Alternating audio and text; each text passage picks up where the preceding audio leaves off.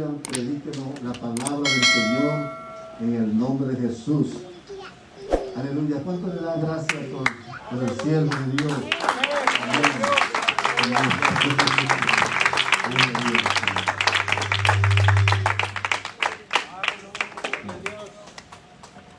Gloire à Dieu. Bon Dieu bénisse l'église. Que el Señor le bendiga a la iglesia. Puede sentarse. Et moi, je dis bon Dieu merci parce que je fais mon grâce pour ta grâce. Yo le doy la gracia a Dios por permitirme estar acá con ustedes en esta noche. Amén. Et c'est seul bon Dieu qui a fait ça, avec l'autre encore. Solamente Dios que puede hacer eso, no hay otro más. Pour côté me sortir, c'est seul bon Dieu qui a fait ça.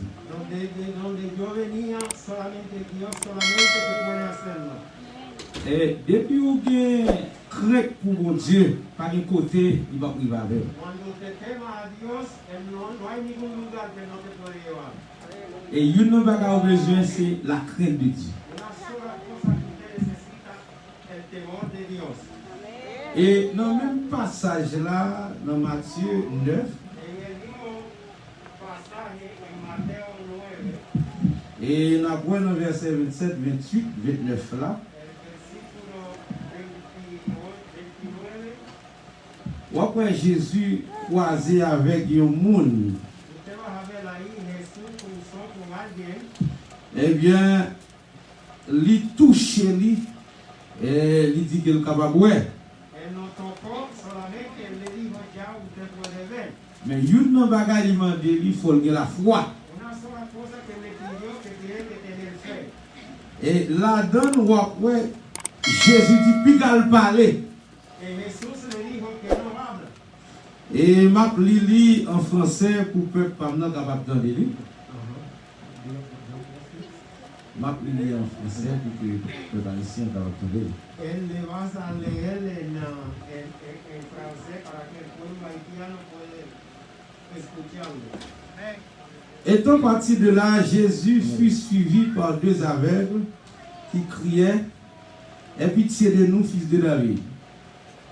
Et lorsqu'il fut arrivé à la maison, les aveugles s'approchaient de lui et Jésus leur dit, croyez-vous que je puisse faire cela? Oui, Seigneur, lui répondit-il. Alors il toucha leurs yeux en disant, qu'il vous soit fait selon votre foi. Et leurs yeux s'ouvrirent. Jésus leur fit cette recommandation sévère. Prenez garde que personne ne le sache. Donc, dans verset 31, il dit, mais dès qu'il fut sorti, il répandit sa renommée dans tout le pays. Et une bagaille n'a pas que Jésus dit, monsieur yo, avec yo, il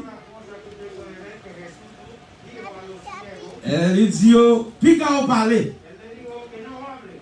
Ça veut dire qu'il y a un miracle, moun pas besoin qu'on ait.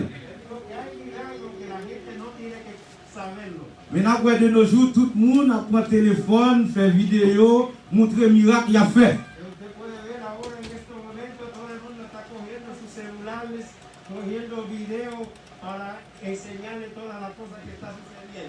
Eh bien, ça, c'est show off devant mon Dieu.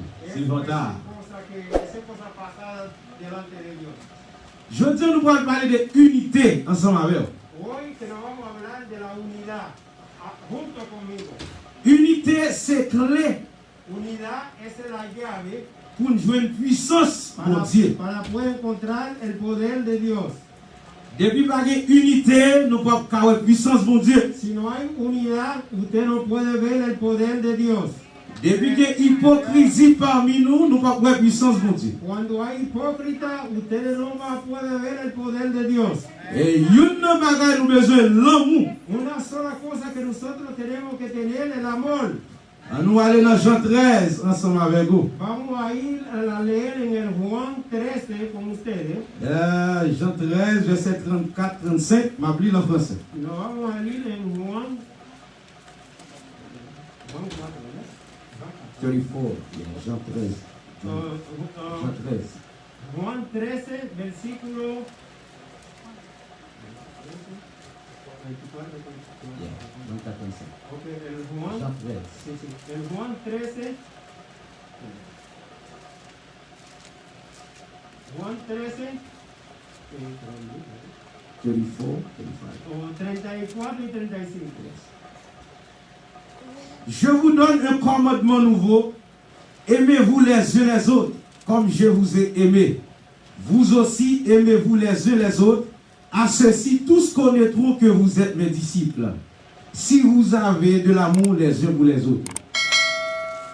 Digo así en el Mateo, un mandamiento nuevo os doy, que os améis unos a otros, como yo os he amado, que también os améis unos a otros.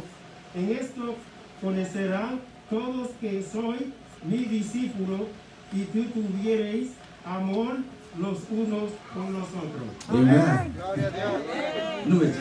Donc ça veut dire que si nous pas l'amour, nous ne pouvons pas avoir puissance de Dieu. Eso significa, si nosotros no tenemos el amor, nosotros no podemos ver el poder de Dios. Si nous sommes capables de vivre dans 12 ans, c'est l'amour qui fait ça. Si nosotros podemos llegar en 12 años aquí, es el poder de Dios que puede hacer eso. Et si pas de l'amour, nous t'avons crasé déjà. Si no había amor, nosotros ya hubiéramos destruido. Si pas de unité, nous t'avons crasé déjà. Si no hubiera tenido unidad, estuviéramos destruido. Mais le fait que gain l'amour, bon Dieu kembe nous dans l'amour jusqu'à présent. Porque hay amor, por eso Dios lo ha tenido hasta el momento. Quand Jésus vient sur la terre, il chita à disciples, il dit, remets une l'autre. Cuando Jesús llegó en la tierra, le dijo a sus discípulos que ama uno con otro. Et même vient dire nous dans l'église, iglesia, Y yo vengo acá en esta iglesia para decir a ustedes, pour nous arrêter la caille bon Dieu. quédese en la casa de Dios. C'est pour nous remettre une pour l'autre. Tenemos que tener amor uno por otro. Et pour quelle raison? C'est là la puissance bon Dieu. Por la razón que no ahí que no vamos a ver el poder de Dios. Disciples te qu'on met tête ensemble. Los discípulos se unieron juntos. Moi dis nous unité c'est clé. Yo le dije la unidad esa es la llave. Une clé ça avait ouvert porte. Con la llave, con eso que usted se abre la puerta. Une clé ou besoin pour starter une machine. Con la llave, con eso usted puede prender el carro. Même si quand vous serrer son clé au coton métallique. Con el Non. dinero que usted está No guardando, guarde tiene que secret. tener una llave para guardar el dinero. Et pas que moun la gon l'argent pour pas serrer un côté. No hay nadie aquí que tiene un dinero que no lo pone en un lugar seguro para guardar en un lugar seguro. Gen moun qui gon petit boîte pour mettre petit code la donne. Hay gente que tiene una caja para guardar su dinero, Parce que clé est important. porque la llave es muy importante. Et bien de même que l'amour est important dans mi temps nous.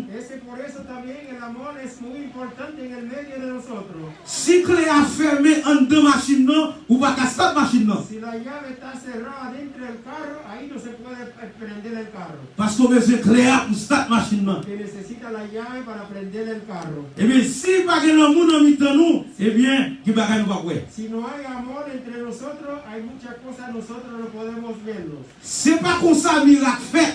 No es así que hace los milagros. C'est l'amour qui va faire miracle fait dans mi temps nous. Ese es los milagros que hace que los milagros pasen en el medio de nosotros. On allait dans Actes chapitre 4. Nos vamos a ir en el Hecho capítulo 4.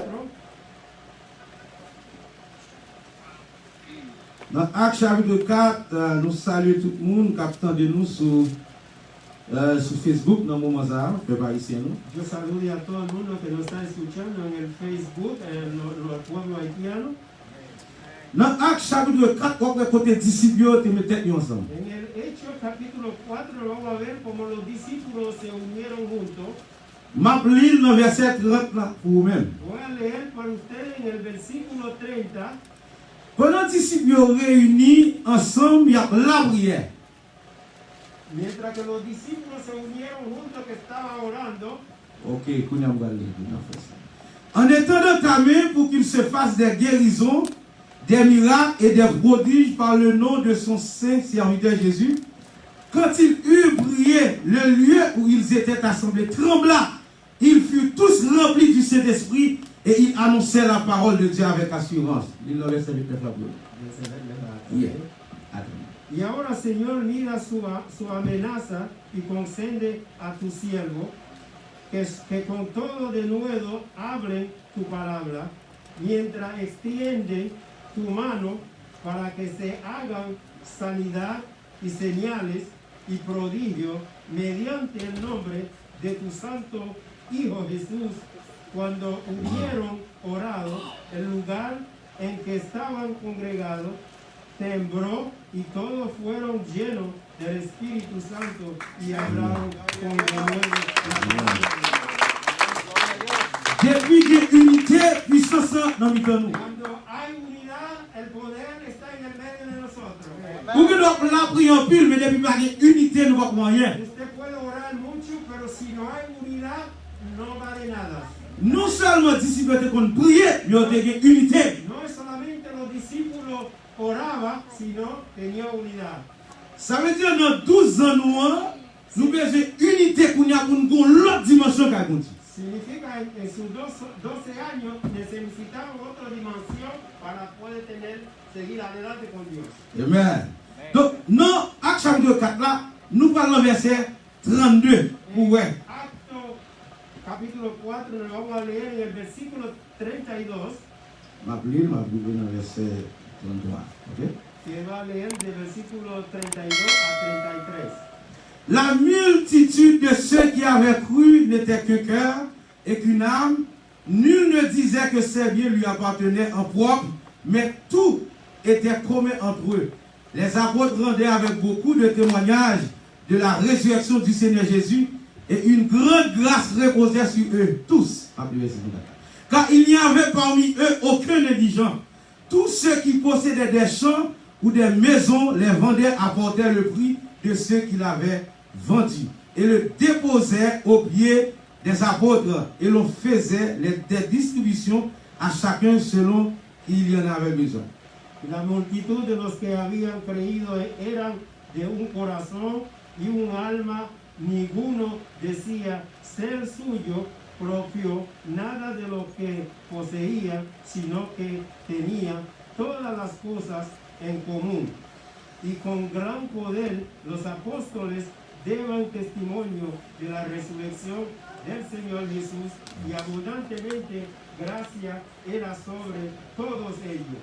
Así que no había entre ellos ninguna necesidad, porque todos los que poseían heredado o cosas les vendían y traían el precio de los vendidos.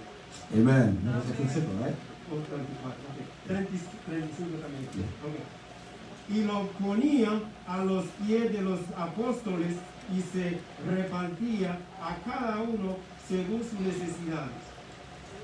Disciples pas seulement une puissance seulement, Los discípulos no solamente tenían poder, mais ils ont un cœur de partage. sino ellos tenían corazón de compartir. Et ils n'ont pas qu'aimer comme pour eux seulement. Ellos no tenían su dinero guardado para ellos solamente. Et ils étaient comme comme dans l'église là. Ellos contribuían su dinero con la iglesia. Pour les gens qui ne sont pas capables de joindre. Para la gente que no tenía para poder tener. Pour les gens qui ne sont pas travailler, capables de manger. Para la gente que no estaba trabajando puede tener comida. Et c'est ça que fait, la puissance de Dieu était dans les temps disciples. Es por eso que usted puede ver que el poder de Dios estaba en el medio de los discípulos. Parce que tout ça a été gagné, c'était pour l'autre là. Para que todos ellos tenían para compartir uno con otro. Si on a l'église, on va la prière, ou un frère qui va travailler, ou comme ça. Si usted en la iglesia, usted está orando, usted ve a su hermano o su hermana que no está trabajando, usted tiene que saber eso. Eh bien, si vous avez l'amour dans le cœur, de partager avec Si lui. usted tiene amor en su corazón, tiene que compartir con su hermano y su hermana. Ça fait partie d'unité. Es Ça fait partie d'unité. un partido de la unidad. Et unité a un paquet de bagages là-dedans. La unidad es una grande cosa. L'unité dans l'église, ou les dons spirituels. Cuando hay unidad en una iglesia, te va a ver el don espiritual. Parce que c'est unité qui a fait nous être, qui a fait nous vivre. Porque esa es la unidad que nos va a dar el don para que nosotros podamos vivir de ese amor. C'est ça que fait dans 12 ans, nous, on vient parler avec nous de l'unité. Es por eso que estoy hablando con ustedes, por sus 12 años ya le estoy hablando a ustedes de su unidad. Ou que nous avons prié en pile, depuis qu'il y a unité, pour Dieu va attendre prier. Usted puede orar mucho, pero si no tiene la unidad, Dios no va a oír su oración. Son seul bon Dieu gagne, Ese es un solo Dios que hay. son seul l'église qui gagne. Esa es una una sola iglesia. Et l'église a son corps qui est lié. Et c'est une raison, nous avons besoin, chaque membre de notre corps, nous. Por la razón que cada uno de nosotros tenemos miembros de su cuerpo. Et tête là, va pas dire, il va besoin de vieillard. La cabeza no puede decir que no quiero el pie. Mais on va pas dire, il va besoin de tête là. La mano no puede decir no necesito la cabeza. Parce que son corps, son seul, tout le monde font seul. Porque todo el miembro hace un solo. Et bien de même que nous-mêmes, tous nous devons seuls dans Jésus. Es por eso nosotros también tenemos que ser uno en Jesucristo. Et ça fait tout ça nous gagne, nous devons mettre ensemble dans les disciples. Et c'est ça que fait l'apôtre Paul dans 1 Corinthiens chapitre 1er. Por eso en 1 Corintios. Ouvrez le Bible avec moi. En 1 Corintios puede leer, abrir su libro, su Biblia conmigo. 1 Corinthiens 1er. 1 Corintios. Verset 10. Versículo 10. 1 Corintios.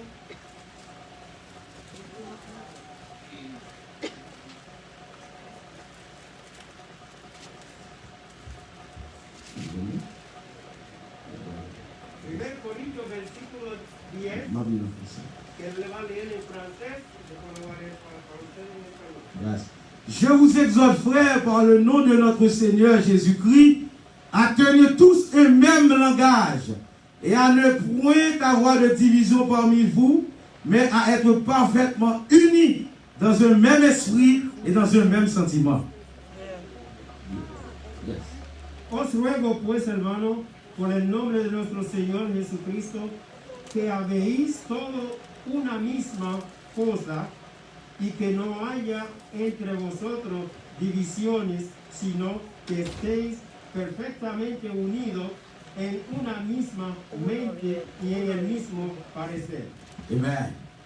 Donc, apôtre Paul a dit, peuple, là, nous devons un seul langage. El apóstol Pablo le dijo a su pueblo que tiene que tener una unidad. Et nous ne devons pas division parmi nous. Nosotros no podemos tener división entre nosotros. Et nous ne devons pas regarder dans qui race, dans qui pays où sorti. Usted no tiene que ver su raza, en qué país que usted viene. Et n'importe quand on sorti à la caille, mon Dieu, nous sommes seuls. Ni importa de donde usted viene, en la casa de Dios, nosotros somos uno. Moi, c'est haïtien, pasteur Santos, c'est dominicain. Yo soy haitiano, el pastor Santos Aleluya. es dominicano. Ça veut dire qu'il m'a envoyé un message pour dominicains et haïtiens. Significa que voy a mandar un mensaje para haitianos y para dominicanos. Même s'il y a bataille, mais dans Jésus, nous sommes seuls.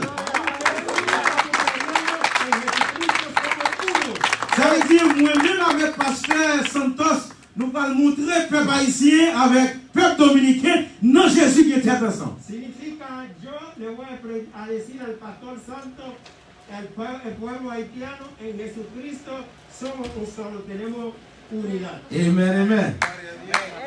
Et moi, encouragez-nous à soir, encore une fois, vous me dites nous, restez dans l'unité. Le voy a aconsejar en esta noche otra vez, quédese en la unidad. Début de unité, boitez à marcher. Donde hay unidad, los cojos van a caminar. Vous qui aveugle à boire, Los ciegos van a ver. c'est pas pour ça que vous miracle fait.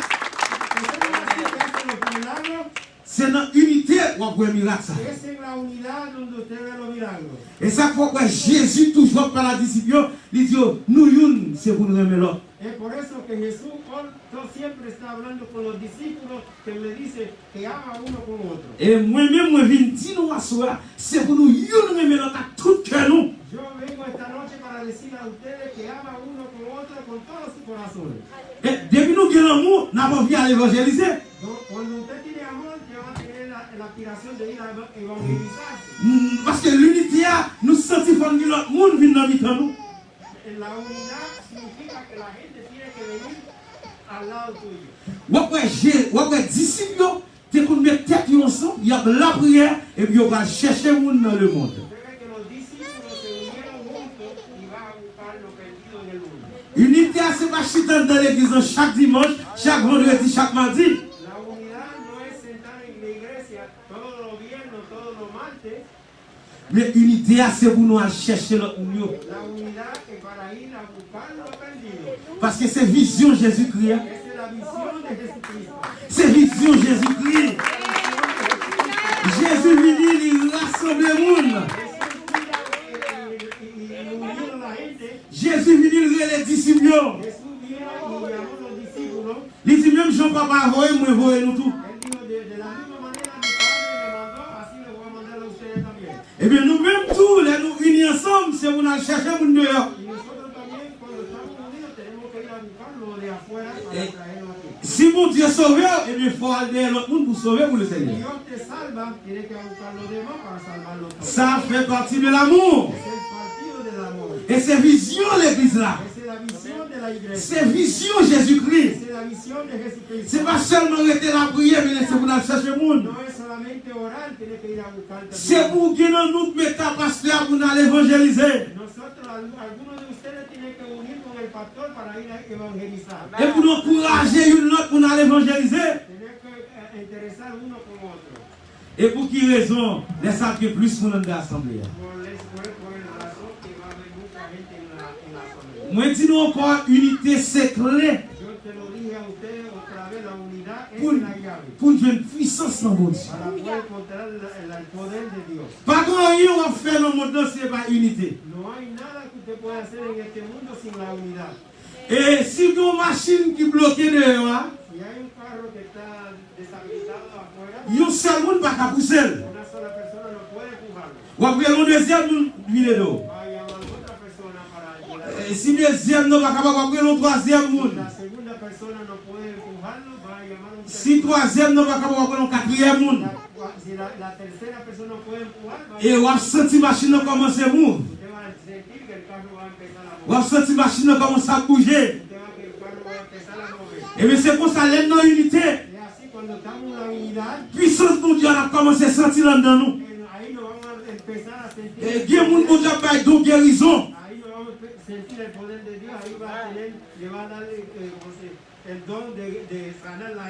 Et il y a des gens qui ont fait de vision. Mais Dieu a parlé de l'église dans l'unité. Et Satan parle de l'unité. Il remet division. Et ça fait Paul avec exhorter faire correct là. Il dit qu'il y a une division parmi nous. Ça veut dire que nous avons 12 ans. Disciples ont fait 3 ans. Los discípulos tuvieron 3 años. 3000 âmes deviennent à la conversion. 3000 personas vino a la conversación. Ça veut dire qu'il y a un travail pour nous faire dans l'église. Nous devons mettre tête nous ensemble à pasteur pour aller évangéliser. Alléluia. C'est pas contenter nous seulement parce que nous avons 12 ans et pas ça nous doit chercher.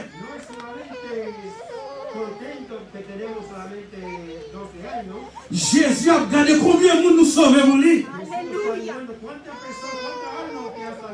C'est ça Jésus a cherché lui-même. Chaque année, tu as des gens qui ont converti.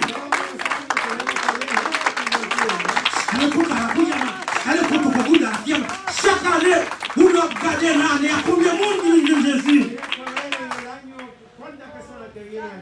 Ça veut dire que vous avez l'amour pour le monde. Et c'est ça que les disciples ont grandi. Et ça fait puissance de l'habitant.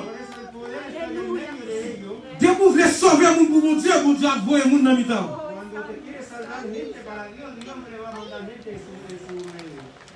Est-ce que vous comprenez ça? Dès que vous voulez sauver mon pour mon Dieu a envoyé puissance.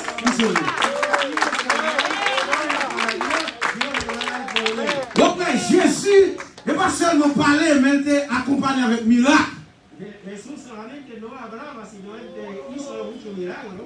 Ça veut dire pour nous, ouais, miracle là, nous mettons nous dans l'unité.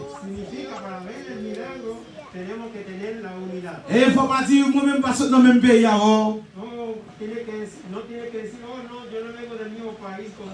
À couler pas même avec vous. Les filles Jésus-Christ va comme ça. Jesús no es así. Pasteur a un bon cœur. El pastor tiene un buen corazón. Pasteur est un homme de Dieu. El pastor es un hombre de Dios. Et il va regarder me sortir Haïti. Él no mira porque yo vengo de Haití. Il ouvert pour aller pour le recevoir comme haïtien. Él abro mi brazo, C'est ça qu'un serviteur de Dieu. Et il va regarder pour le si de cheveux si haut. de mi cabello. Il va regarder si de cheveux si haut. Él no me mira de mi cabello. Mais il regarde lui un bon cœur qui remet mon Dieu. Él vio que yo tengo un corazón que ama a Dios. Et c'est ça très embrassement. Si vous parlez de Pasteur Santos, moi-même, moi-même. Si ustedes no aman el pastor santo, yo lo amo. Alors, Pasteur Santos. Et si vous ne faites la prière pour lui, moi-même, moi la prière pour lui. Si ustedes no oran por él, yo oro por él. Vous devez remettre Pasteur. Usted Vous devez respecter Pasteur. tiene que respetar a su pastor. Vous devez encourager Pasteur. Tiene que a seguir adelante. Parfois, on est fatigué tout. Alguna vez está cansado también. Parfois, on qui va passer dans la tête. O muchas veces tiene cosas que le están pasando en su cabeza. Mais parfois, il faut regarder Pasteur. Je me dis comment lié. Algunas veces tiene que llamar a su pastor. ¿Cómo está, pastor? Ça fait partie de l'unité. Es un partido de la unidad. Ouais, disciples, une te remet l'autre. Usted va a ver cómo los Pastor, discípulos olvida. aman uno con otro. Ouais, disciples, te tête ensemble. Los discípulos tenían unidad. Et c'est une raison qui fait ma petite nous. Depuis nous sommes tête ensemble, en pile monde dans Jamaica, Spanish, il y a une pour Jésus-Christ, il y a une là. Por eso que cuando hay unidad, hay mucha gente aquí en Jamaica, en España, que cualquier persona va a venir a recibir la palabra de Dios. Bon club qui l'autre boit tout près nous là. Hay un club que está por allá, no muy lejos de ahí. Nous-mêmes, nous sommes l'église qui est là. Nosotros somos una iglesia que está aquí. Nous devons la prière en pile pour mon Dieu crasser comme ça. Tenemos que orar para que Dios pueda romper ese club que está por allá. Parce que nous avons besoin pour mon Dieu. Là. Nous avons besoin de la prière, mon Dieu, mon Dieu, ça. Necesitamos oraciones para pedir eso, para pedir a Dios esa Nous avons besoin de zone pour mon Dieu. Nosotros necesitamos esa zona para Dios. Zone, moi-même, ça, ici, j'ai besoin haïtien dans zone pour mon Dieu. Yo soy haitiano, pero necesito también haitiano para Dios. Nous-mêmes, nous sommes Spanish, mais Spanish dans zone.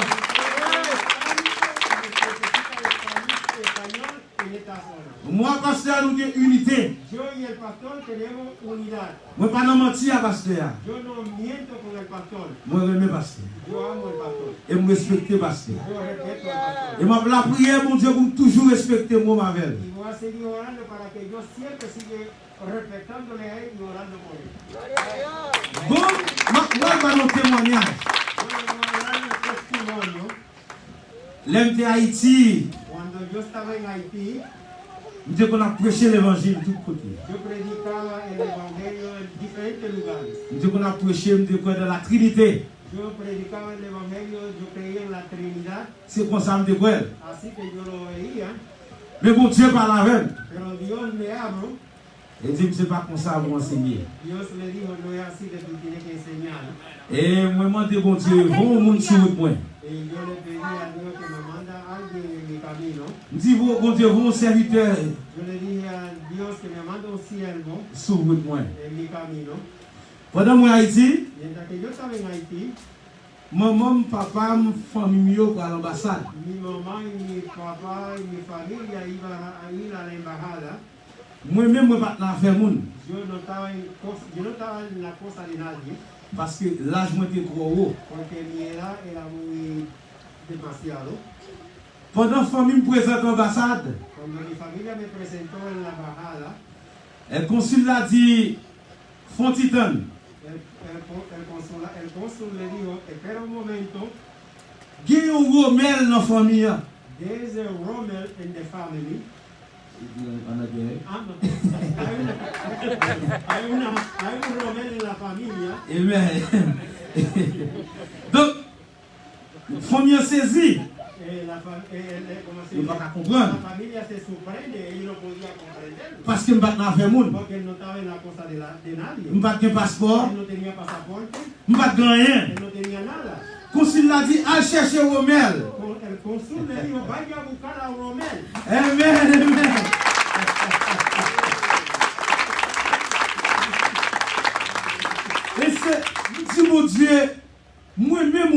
avec comme ça.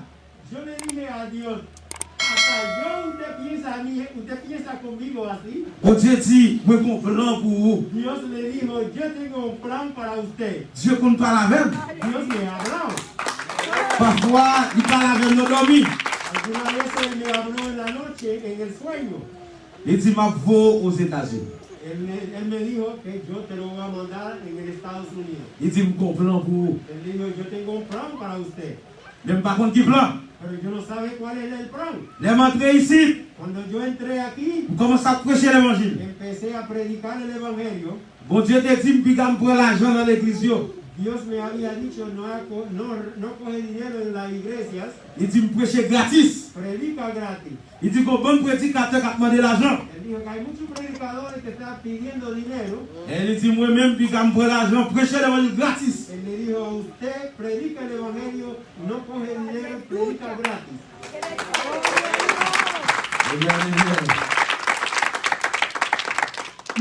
Là, je suis croisé Pasteur Santos.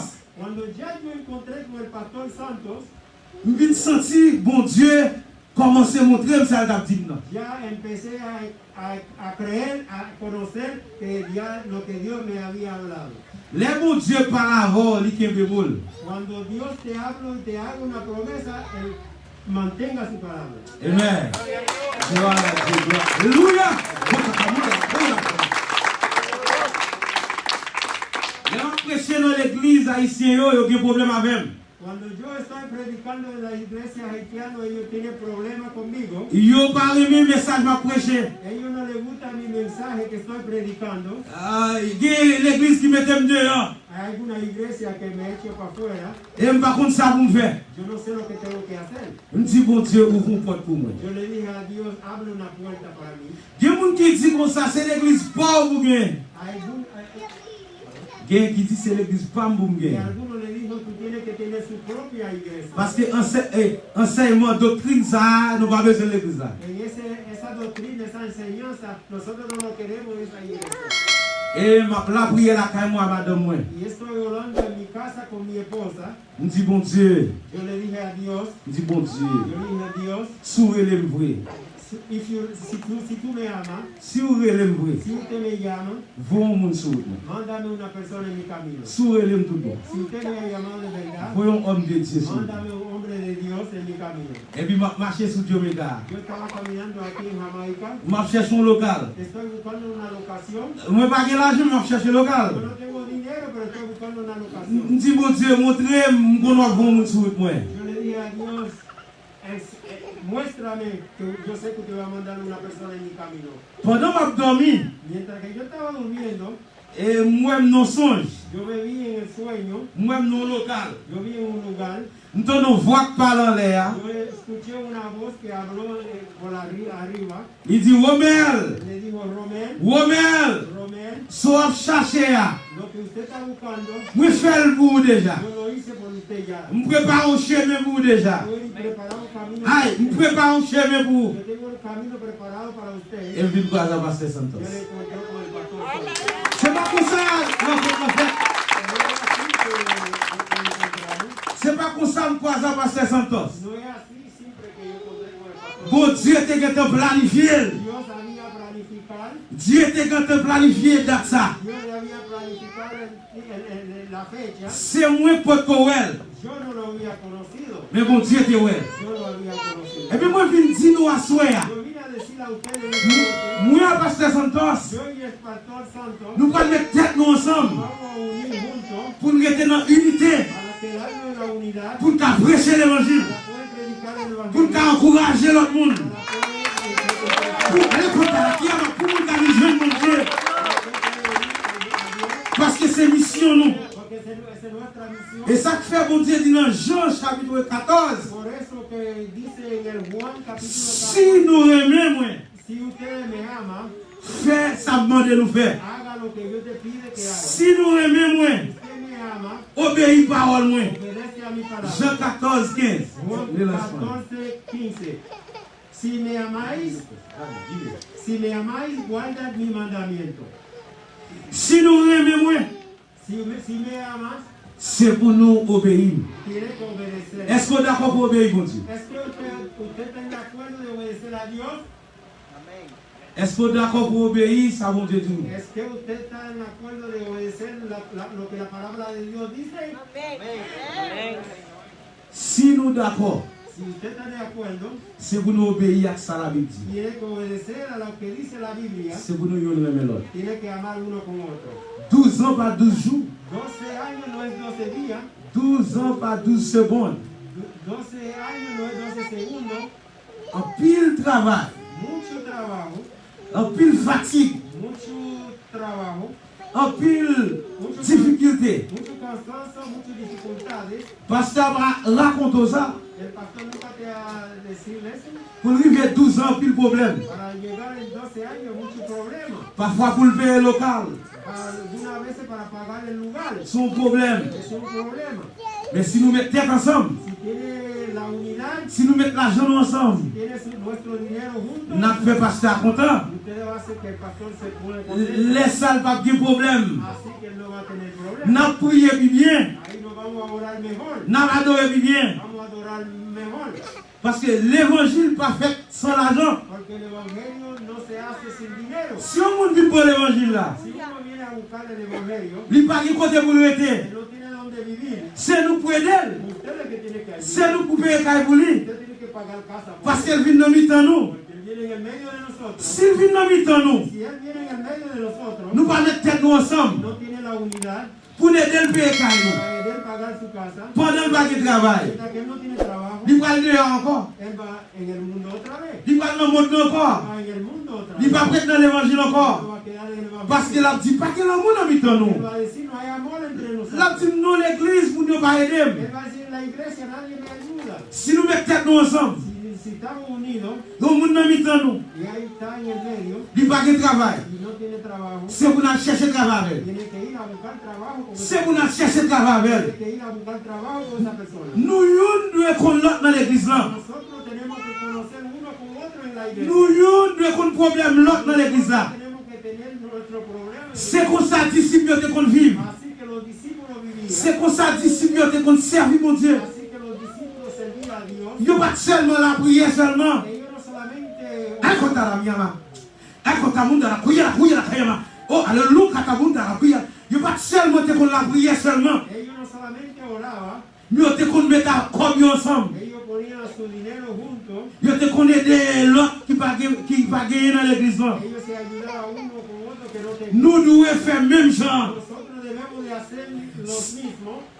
Si mon frère dans mi-temps nous, Si hay un hermano en el medio de nosotros, nous ne connaissons pas de travail. ustedes saben que no está trabajando. Nous devons aider dans l'église là. Debemos de ayudar y Nous devons supporter dans l'église là. tenemos que soportar y soportar. Nous devons aider à chercher travail. Tenemos que ayudar a buscar trabajo Parce que c'est unité. porque esa es la unidad. C'est ça unité. Es lo que se llama la unidad. C'est pas seulement venir dimanche la prière à l'église là. No es solamente venir a la iglesia los C'est domingos. et pas ça seulement. Eso no es solamente. Faut nous vivre ensemble. Tenemos que vivir juntos. Disciples de qu'on vive ensemble. Los discípulos vivían juntos. C'est ça qui a été puissant. Por eso que yo tenía poder. C'est ça qui a été qu'on fait miracle. Por eso que yo hacía milagros. Parce qu'ils ont été qu'on vive ensemble. Porque ellos vivían juntos. Ils ont été tête ensemble. Tenían la unidad. Ils n'ont pas qu'on diviser. Ellos no tenían división. Pas de division dans mi-temps. No había división en el medio. Et c'est ça qui m'a encouragé. Por eso que te voy a decirle que sigue adelante Nos races qu'on a sorti. en la raza donde usted viene. Non, Jésus, nous sommes seuls. En Jesucristo somos uno. Qu'on seul, mon Dieu. Hay un solo Dios. Qu'on seul baptême.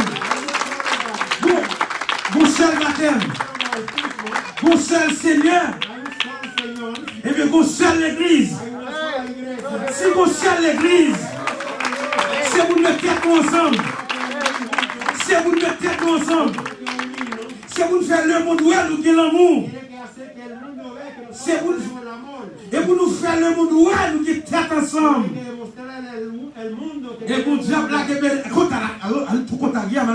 Dieu, la bénédiction dans mi-temps nous. para que Dios pueda mandar bendición. Là-bas, nous des dons spirituels. Para Para que Él nos pueda dar don espiritual. Alléluia, parce que c'est ça, mon Dieu, amen. Eso es lo que Dios ama. Les petits disciples, Él le dijo a sus discípulos. les petits disciples, Él le dijo a sus discípulos. c'est pour nous aimer l'autre. Uno tiene que amar uno con otro. Nous croyons au seul baptême. No queremos un solo bautismo. Baptême au nom de Jésus-Christ. El bautismo en el nombre de Jesucristo. Et c'est le baptême sans croix. En ese bautismo que C'est le baptême sans pasteur Santos croix. ese bautismo que el pastor Santo cree. Eh bien, nous devons être l'amour même genre tout. Tenemos que tener el amor Nous igual. devons être ensemble même genre tout. Tenemos que tener unidad juntos. Parce que l'amour, c'est force. Porque el amor es la fuerza. C'est l'amour qui aime Es l'église. el amor que soporta la iglesia. Depuis que l'amour va pas faire couleur. Donde hay amor no hay color. Depuis que l'amour va pas faire cheveux. Donde hay amor no hay cabello. Parce que mon Dieu crée une façon. Porque Dios nos creó de una forma, una manera. Bon Dieu crée une autre façon. Dios nos creó de otra forma. Eh bien, Jésus-Christ mettez-nous ensemble. Jesucristo nos pone unidos. Pour qu'à prêcher l'évangile ensemble. Puede predicar el evangelio. À son nombre. A su nombre. À son nombre. À son nombre. Merci mon Dieu, merci. Parce que il fait une grâce pour capable parmi nous. Porque me da el don de estar acá con ustedes. Et l'église par moi, c'est pas l'autre bois. Mi iglesia está allí en el otro lado. Et le pasteur en tête, moi, c'est pasteur Emelis. Mi pastor encargado es el pastor Santo. Moi, je dis bon Dieu, merci parce qu'il mettait sur moi encore une fois. Yo le doy la gracia a Dios porque Dios me lo pone en mi camino con su buena fe. Nous allons mettre tête nous ensemble pour nous travailler ensemble. Nos vamos a unirnos juntos para trabajar juntos. Ou après, si vous venez en bas de la salle de classe, Usted va a ver, mis niños van a venir acá en la sala de clases. parce que nous devons mettre tête nous ensemble. Porque nosotros queremos unirnos juntos. Nous voulons une conseil doctrine. Queremos que tengan una sola doctrina. Nous avons un petit garçon, Yo tengo a mi hijo, là, là, cuando él está en la casa, il prend iPad, lui, él cogió su iPad, là, va apprendre l'espagnol. él está aprendiendo el español. Alors, c'est là, pas dire rien. Pas dire rien, mais c'est lui.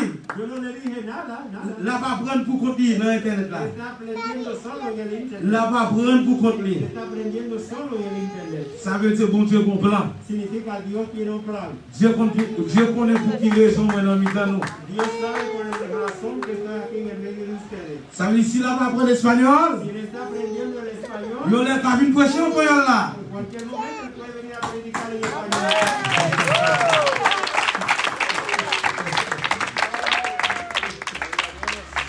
Moi, je dis, mon Dieu, merci, parce que le bon madame. Yo le doy la gracia a Dios porque me ha dado una buena esposa. Le madame qui est obéissante. Una esposa que sea obediente. Elle est en démarré. Él escuchó a su esposo.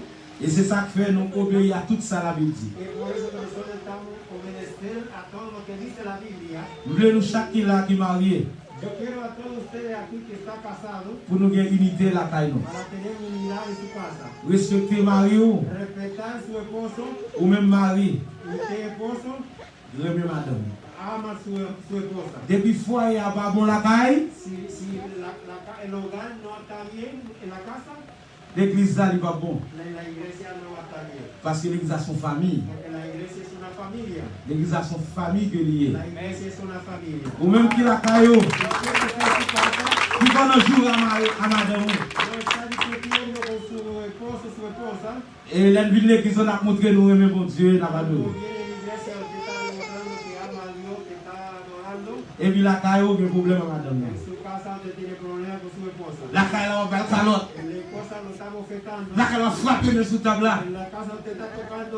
Et la caille, on va secouer madame là. Usted está empujando a la esposa.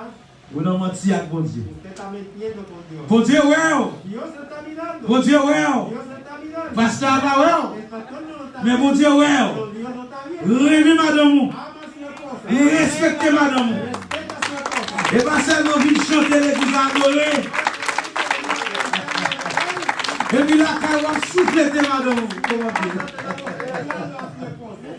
Bon Dieu, ouais, nous l'église là. Dios lo está viendo. Bon courage à soya. Yo te voy a aconsejar esta Nous arrivons dans 12 ans. Ustedes llegan en 12 Nous años. t'avons, mais bon Dieu, augmentez-nous plus. Yo quiero que Dios aumente a Pour- ustedes más. Pour la foule avec nous. Para que aquí está lleno de gente. Et monde qui viennent vers Jésus. Y la gente que viene a Jesús Et qui recevra baptême au nom de Jésus-Christ. que recibe Et pour capable de salut. para que puedan encontrar la salvación. Et que bon Dieu bénisse nous. Que Dios le bendiga. Que bon Dieu fait nous grâce. Que bon Dieu accompagne nous. Que bon Dieu va nous force. Que bon Dieu va nous courage. Dans le moment difficile, En el momento difícil, et pas vous jouer seulement. no es para vos solamente, Jusqu'au grand jour de l'éternité. para toda la eternidad. Que bon Dieu bénisse nous. Que Dios te guarde. Amen.